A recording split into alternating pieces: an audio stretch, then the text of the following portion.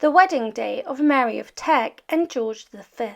On July 6, 1893, Prince George, Duke of York, married Princess Victoria Mary of Teck in a royal wedding held at the Chapel Royal in St. James's Palace, marking the first royal wedding there since Prince Albert's death in 1861.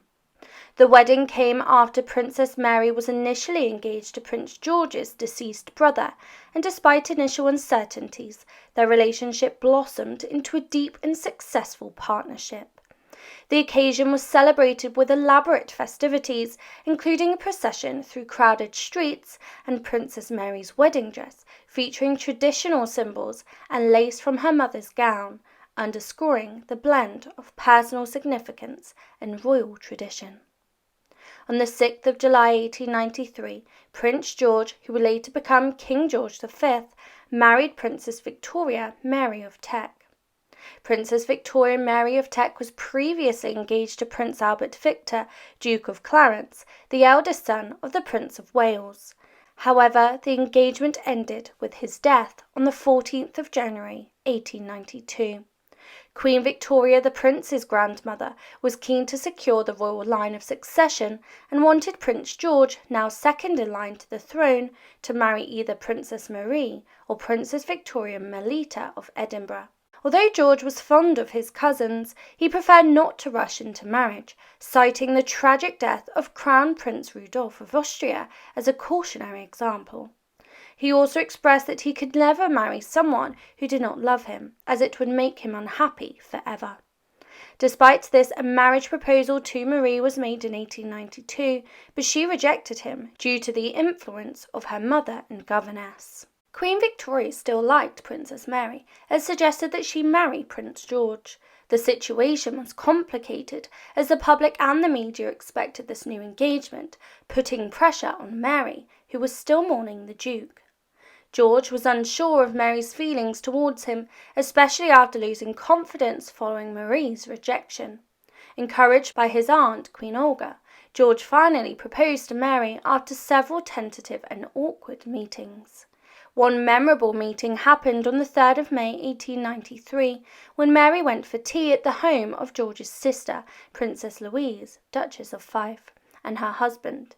To her surprise, George was also there. Princess Louise helped break the ice by suggesting George show Mary the frogs in the garden pond. There, George proposed, and their engagement was announced the next day. Despite the rocky start, the couple grew to deeply care for each other, and the marriage turned out to be successful. The Socialist League protested against the expensive royal wedding.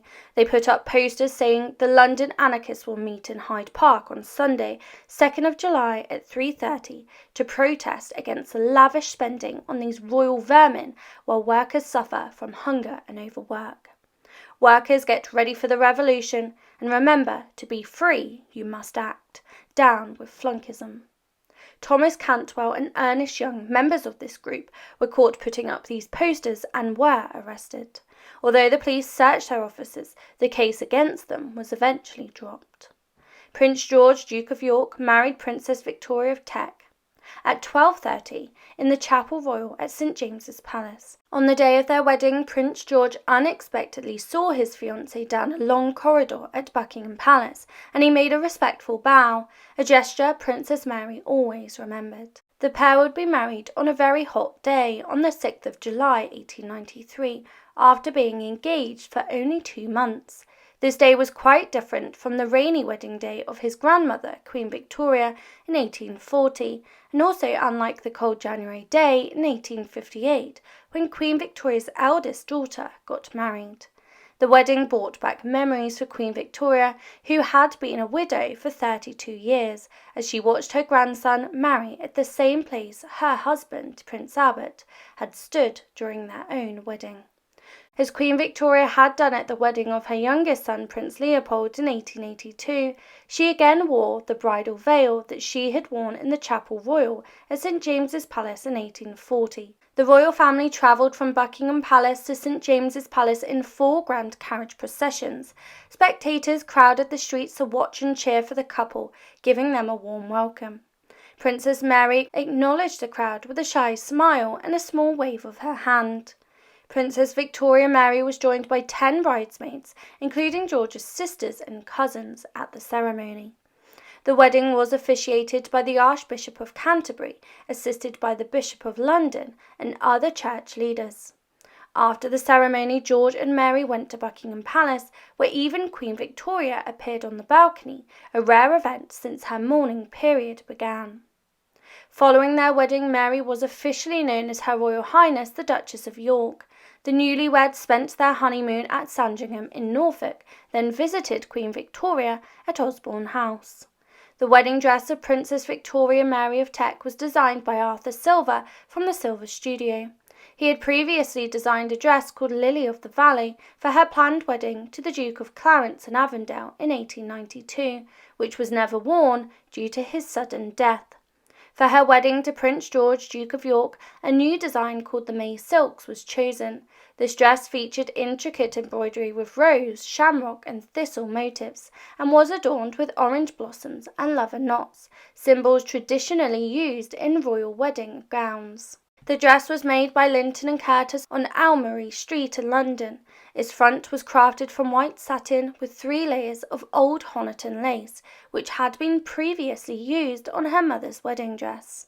The bodice was designed with high pointed cut and made of white and silver brocade, incorporating more of her mother's Honiton lace around the top and on the upper sleeves. Princess Mary wore a veil that also belonged to her mother, pinned in place with diamond pins that were a gift from Queen Victoria. To complement the theme, small wreaths of orange blossom were added around the bust and in her hair. She accessorized her wedding attire with a diamond tiara, a diamond necklace from Prince and Princess of Wales, and diamond earrings from an anchor brooch gifted by Prince George. The bodice was designed with a high cut at the throat and extended into a long, pointed shape, made of a white and silver brocade fabric designed by Silver. It also included a touch of her mother's Honiton lace at the top and on the upper sleeves. Over her shoulders she wore a rich satin cloak known as a manta de corps. The train of the dress was long and simple, although there were reports that there was no train at all. The veil, also inherited from her mother and made of Honiton lace, was secured with diamond pins, a gift from Queen Victoria. To complement the theme of orange blossoms found on the dress, small wreaths were placed around the bust and in her hair. Interestingly, the veil was the only item from her wedding attire that she never wore again. An observer from the Times noted on the 8th of July 1893 that Princess Mary entered her wedding to the tune of the Bridal March. She looked very pretty with her eyes downcast and cheeks flushed. Her dress of silver and white brocade was simple yet elegant, decorated with clusters of shamrocks, roses and thistles. Contrary to some reports, the dress did not have a hindering train, and a plain bodice highlighted her figure. Her bridal veil pulled back from her face, and clusters of orange blossoms, along with a bouquet of white flowers in her hand, completed her stunning appearance.